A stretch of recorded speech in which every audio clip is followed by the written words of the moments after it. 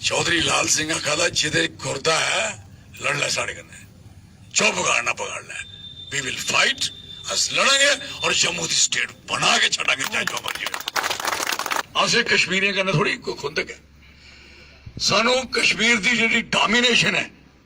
sari identity खत्म करने की साजिश है वो असं बर्दाश्त नहीं कर सकते साड़ी पहचान कोई खत्म करेगा असं बर्दाश्त नहीं कर सकते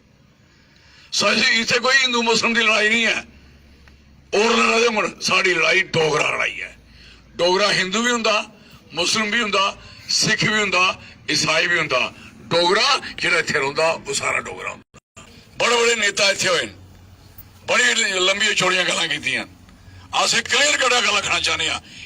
लोग आखते कि जम्मू कन्नै जुल्म होआ दा अज जम्मू की मरवाने आस्ते नसी ये लोग के ये चौधरी लाल सिंह है और जिन्हें लोगों की पालिया उन्हें पार्टियां साड़ी दे पार्टी ने टिकट खोती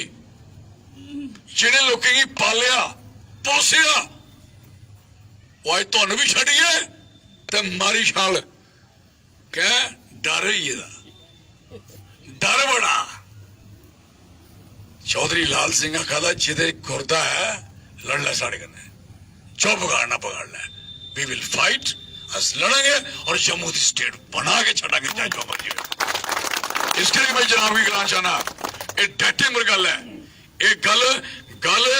एक नापी तोली गल है हिसाब पर गल है हिसाब किताब की गल है भ्याली है हिसाब किताब की गल है